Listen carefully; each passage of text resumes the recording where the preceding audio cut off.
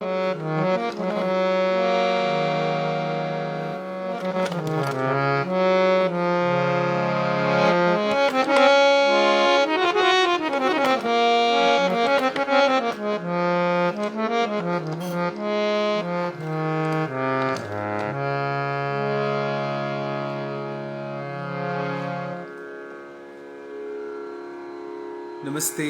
Kuzuzampula.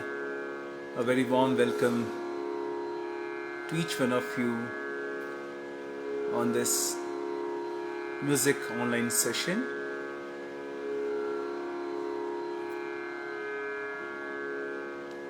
We will wait for a few seconds for all the students to join.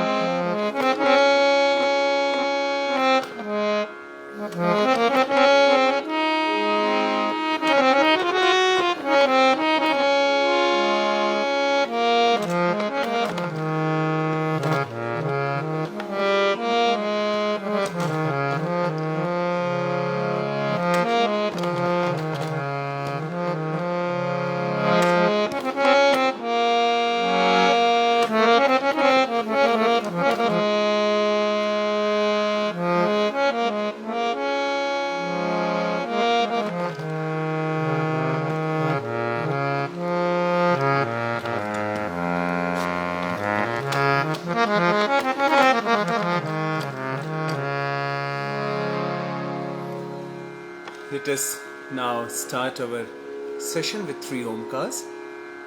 Then we will come straight to our quick revision of previous class and then straight to the topics what we have for today.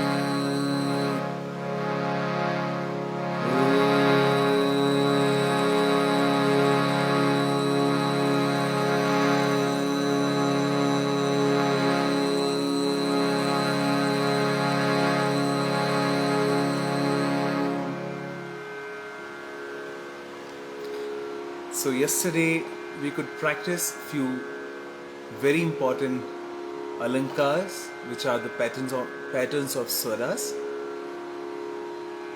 We also could practice the akar, which is very good for your breathing and voice texture, a very good exercise for your vocal texture.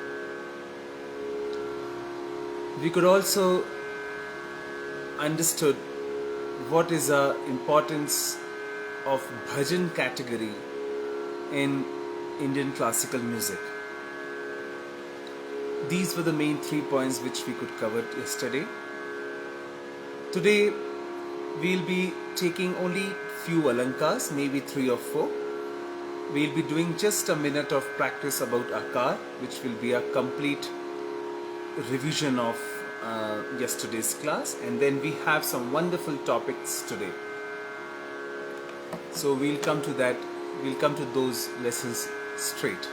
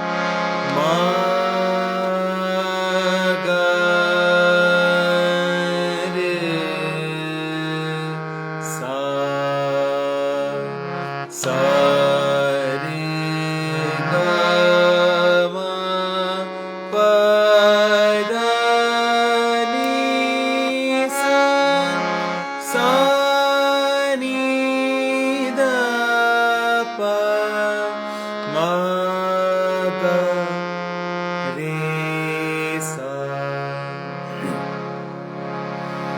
sa re ga ma pa da ni sa sa ni da pa ma ga re sa. We'll start the alankas. Sa sa re re ga ga ma ma pa pa da da ni ni sa sa sa sa ni ni da da pa pa ma ma ga ga re re sa sa sa sa re re ga ga ma ma pa pa da da ni ni sa sa sa sa ni ni da da pa pa ma ma ga ga re re sa sa sa sa sa re re re ga ga ga ma ma ma pa pa pa da da da ni ni ni sa sa sa sa sa sa ni ni ni da da da pa pa pa ma ma ma ga ga re re re sa sa sa. We'll do the next alankar. Sa re sa re ga ma pa da pa da ni sa ni sa re sa ni sa ni da pa da pa ma pa ma ga re ga re sa re sa re ga re ga ma pa ma pa da pa da ni sa re sa ni sa ni da pa da pa ma pa ma ga re ga re sa re sa. We'll do a last alankar. Sa ga sa ga re ma ga pa ma da pa ni da sa sa da ni pa da ma pa ga ma re ga sa sa ga re ma ga pa ma da pa ni da sa sa da ni pa da ma pa ga ma re ga sa. So we could also practice the akar, which was very important for breathing. We'll just sing it for 2-3 times.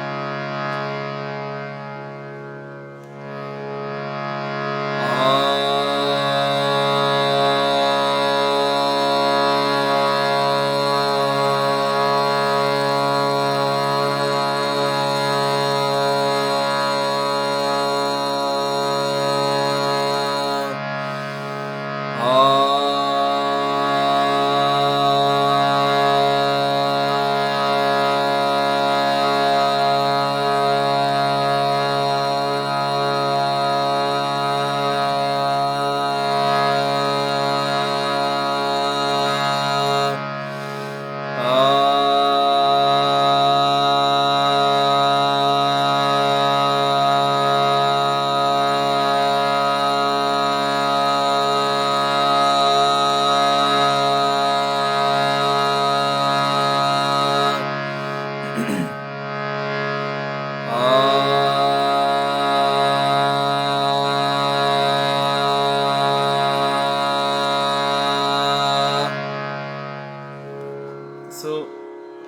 these were the quick revisions of our previous session. Now for today's we have two very important topics. One is the extension of breathing exercises, and second is importance, definition and meaning of a raga. So we'll be starting all about what is a raga. So let us do some breathing exercises and then we'll come to this topic.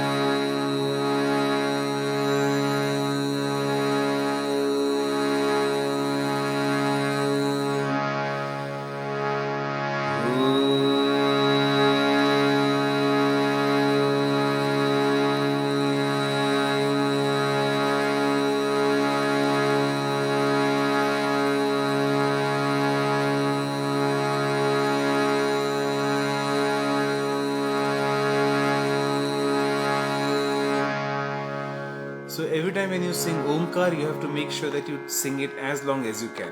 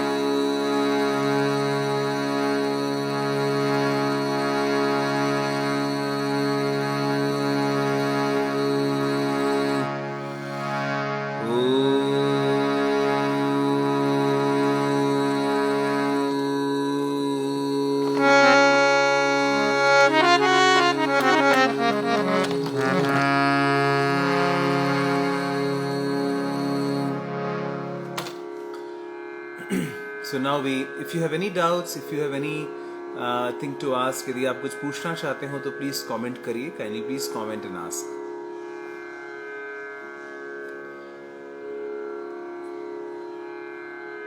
What is a raga?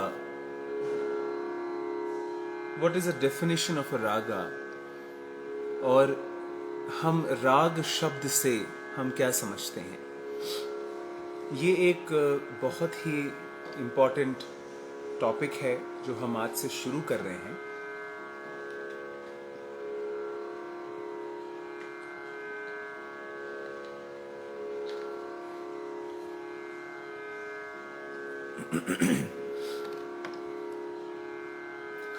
उत्तर भारतीय शास्त्रीय संगीत यानी north Indian classical music में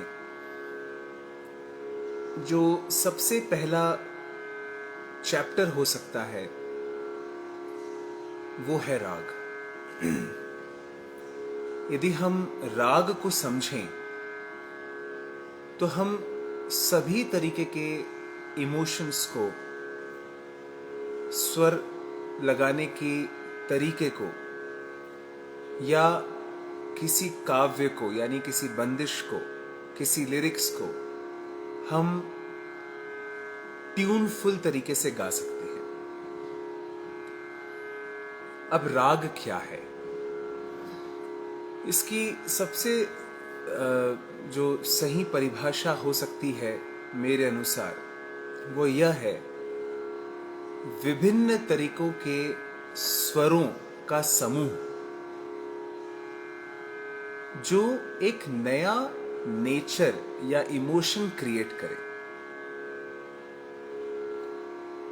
Any combination of swaras or notes which depicts a separate specific emotion or feeling is called a raga. अब देखिए, स्वर तो 12 ही हैं, यानी शुद्ध, कोमल और तीव्र को मिला के. तो यदि 12 ही सुर हैं तो हम कितने कॉम्बिनेशन कर लेंगे? कोई तो एक लिमिट होगा. तो वहां पे कुछ तौर तरीके, कुछ रूल्स राग को बनाने के लिए, राग को स्पेसिफाई करने के लिए दिए गए हैं. कोई भी एक राग को गाते समय जरूरी नहीं है कि पूरे 12 स्वरों का प्रयोग हो. उस एक राग में मूल रूप से कम 5 स्वर होने चाहिए. 5 स्वरों से कम यदि आप कोई कॉम्बिनेशन बनाने जाएंगे तो उसे राग की परिभाषा में नहीं गिना जाएगा. लेकिन आप लोग जैसे जैसे आगे चल के शास्त्रीय संगीत और सीखते जाएंगे, आपको यह भी मालूम चलेगा कि कुछ एक रेयर केसेस या कुछ एक ऐसे बहुत ही अल्प, जिसे हम कहते हैं कम से कम जाने जाने वाले, ऐसे कोई राग भी हैं जिसमें 5 से कम स्वर भी लगते हैं. लेकिन 99% उत्तर भारतीय शास्त्रीय संगीत में कोई भी राग को एक स्वरूप देने के लिए कम से कम 5 स्वरों की आवश्यकता है, और ज्यादा से ज्यादा तो 12 ही हो सकते हैं. ये एक पहला नियम है. दूसरा नियम है कि किसी भी राग को समझने के लिए, उसके स्वरों को समझने के लिए उसको असेंडिंग और डिसेंडिंग ऑर्डर, यानी नीचे के सा से ऊपर के सा और ऊपर के सा से नीचे के सा तक देखा जाता है. और इसी असेंडिंग और डिसेंडिंग को हम आरोह या अवरोह बोलते हैं. जब हम नीचे के सा से ऊपर जाएंगे तो उसको हम आरोह बोलते हैं. जब हम ऊपर के सा से नीचे आएंगे तो हम उसको अवरोह बोलते हैं. ये दूसरा नियम है राग को समझने का। तीसरा नियम बहुत ही रेयर केसेस में ये होता है, लेकिन आम रूप से ये नहीं होता कि एक के बाद लगातार दूसरा सुर उसमें प्रयोग हो। जैसे आपने शुरुआत में शुद्ध स्वर प्रैक्टिस किए हैं, उसके बाद कोमल स्वर भी प्रैक्टिस किए हैं। तो मान लीजिए एक कोई राग है जिसका नाम है XYZ और उसमें हम आरोह गा रहे हैं। तो आरोह गाते समय हमने यदि 8 स्वर लिए, मान लीजिए सारे गम प ध नी हुआ, लेकिन हमने उसमें सा के बाद दोनों रे एक साथ लगाए, यानी कोमल रे और शुद्ध रे, और फिर गम प ध नी किया, तो ये तो 8 सुर हो गए। तो ऐसा नहीं के बराबर होता है, इसको हम क्रोमैटिक स्वर बोलते हैं। ये इसीलिए रखा गया है क्योंकि मूल रूप से जो अल्टीमेट मकसद है राग का डेफिनेशन है, वो है कॉम्बिनेशन ऑफ स्पेसिफिक स्वरास। कोई एक इमोशन, कोई एक फीलिंग उसमें से मूड क्रिएट होना चाहिए, वो निकल के आना चाहिए। तो आमतौर पे ऐसा नहीं होता कि जब क्रोमैटिक स्वर हम लगा रहे हो तो कुछ एक मूड क्रिएट हो, लेकिन मैंने जैसे बता दिया कि ये हमेशा ऐसा होगा जरूरी नहीं है। 99% ऐसा होता है और 1% उसको लिबर्टी मिली है कि कुछ रागों में कुछ ऐसे फ्रेज आते हैं, कुछ तरीके हैं गाने के, उन स्वरों को निभाने के, जहाँ पे 2 स्वरों को लगातार क्रोमैटिक वे में गाया जाता है, यानी कोमल रे भी और फिर सीधा शुद्ध रे और फिर ग। ये और भी हो सकता है, शुद्ध म तीव्र म प हो सकता है, शुद्ध ध कोमल नी शुद्ध नी, ऐसा भी हो सकता है। आखिरी जो राग का नियम है वो है कि चूंकि हर स्वर का अपना एक इमोशन है, अपना एक फीलिंग है, उसको गाते बजाते समय हमें एक उसका रस मालूम चलता है और उस रस को हम अपने आसपास के माहौल से, दिन से, रात से, शाम से, सुबह से, दोपहर से या मौसम से हम उसको जोड़ सकते हैं। तो जो आखिरी नियम है राग का वो है कि राग का अपना एक समय होता है। हर राग अपने एक समय अनुसार बंधा हुआ है। जैसे 24 घंटे होते हैं, तो 24 घंटे में ऐसे कई सौ राग होंगे जो उस हर घंटे में आते होंगे। मान लीजिए दिन के 12 से चालू हुआ तो 12 से 3 बजे तक ऐसे कोई 5-10 राग होंगे जो आते होंगे। 3 बजे से शाम के 6 बजे तक कोई ऐसी 8-10 राग होंगे जो आते होंगे। 6 से 10, 6 से 9, 9 से 12, 12 से सुबह की 3, सुबह की 3 से फिर 6। तो ये जो ऐसे 8 प्रहर हम इसको समझ सकते हैं। प्रहर यानी द टाइम जोन्स। तो ऐसे रागों को बांधा गया है उन समय के अनुसार। और उत्तर भारतीय शास्त्रीय संगीत में ये बहुत इंपॉर्टेंट होता है कि हम राग को उसके चौथे नियम यानी उसके समय के अनुसार गाना बजाना करें।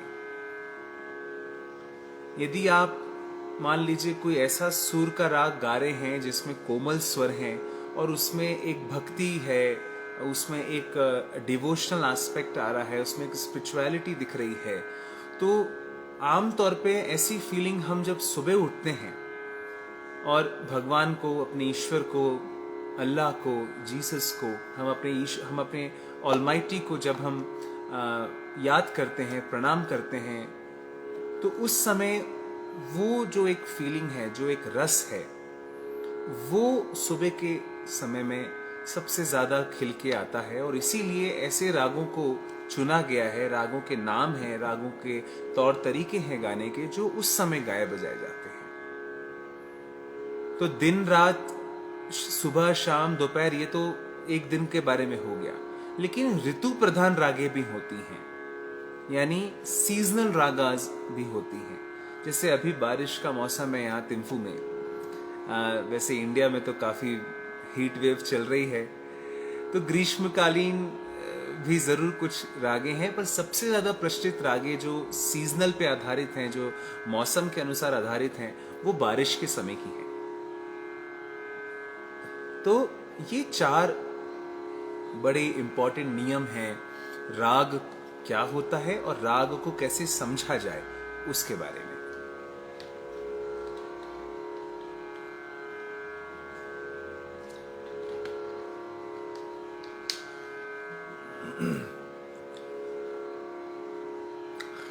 देखिए, एक और इसमें बड़ी इम्पॉर्टेंट चीज़ है जो मैं आपसे जिक्र करना चाहूँगा राग के बारे में।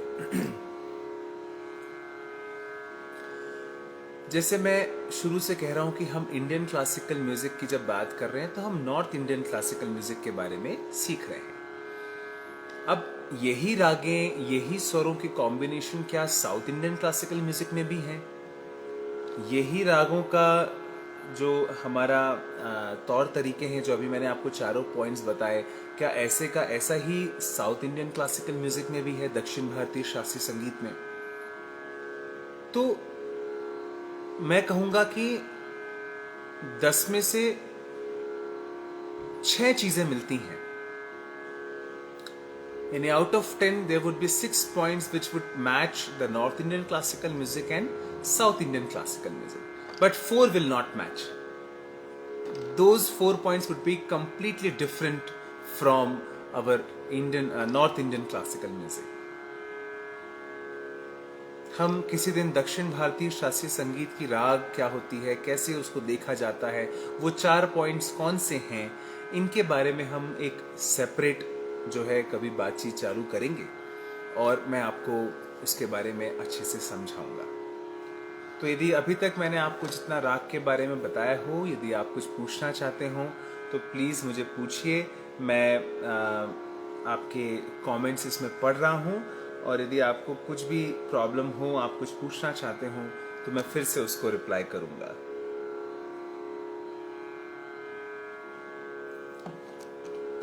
I see there are no new comments, so we will end up today's session. But let me tell you about tomorrow's session. We will continue this topic about raga, and as well as we'll be taking 2 demonstrations of musical instruments. So obviously one would be the harmonium, and let's see what the second instrument we can take tomorrow, because instrument learning is also very, very important for all of you students. And I hope, I wish and I pray that you all are keeping yourself safe and healthy. It's a beautiful weather here in Thimphu. Enjoy the weather, be in music, keep singing, keep playing music, and as I always say, be always vaccinated by Musically.